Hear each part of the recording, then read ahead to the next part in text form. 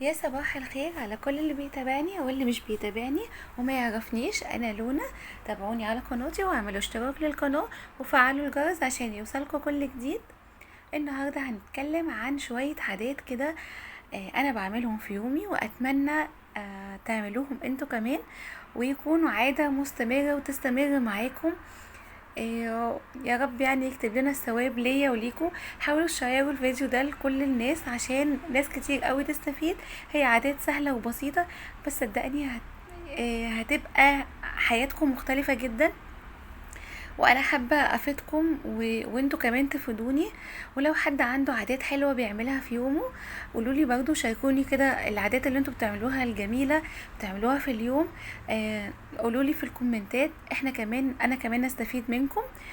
فنحاول كده كلنا نفيد بعض ونكون سبب في خير كده لبعض دايما. يلا بينا. اول حاجة، خلينا كده نتعود ان احنا كل يوم يجي علينا نقرا سورة الاخلاص 10 مرات يوميا. انتوا متخيلين ان ربنا بيبني قصر في الجنة للي بيقرا السورة دي 10 مرات؟ بس السورة صغيرة جدا، 10 مرات ربنا بيبني لك قصر في الجنة. تاني حاجة، نحاول كل جمعة نقرا سورة الكهف، ده هي مرة واحدة بس في الأسبوع. ينير الله لقارئها أيام ما بين الجمعتين. خليها عادة كده نتعود عليها ونستمر عليها كده، وربنا يا رب يجرنا بالثواب يا رب.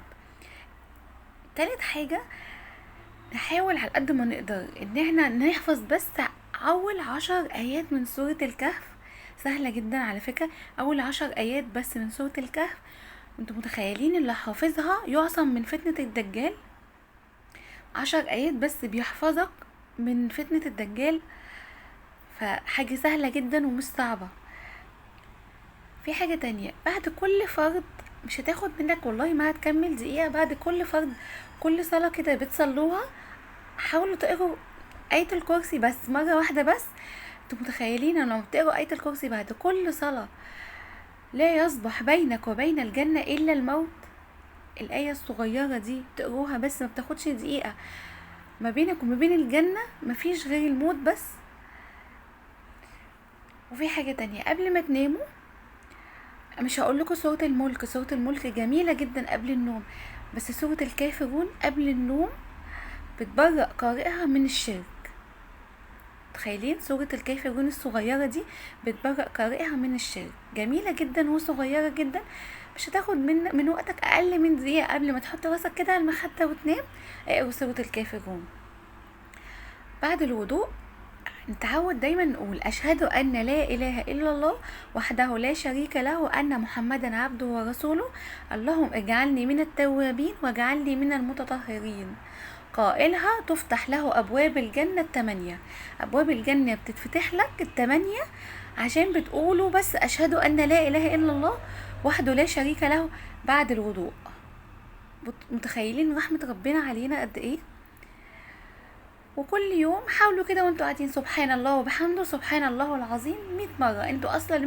انتوا ممكن تقولوها اكتر من 100 مرة لو بقت على طول عادة في اللسان كده ان انتوا تقولوها وانتي بتغسلي المواعين وانتي بتعملي الاكل. سبحان الله وبحمده سبحان الله العظيم. غفرت لك ذنوبك وان كانت مثل زبد البحر. متخيلين؟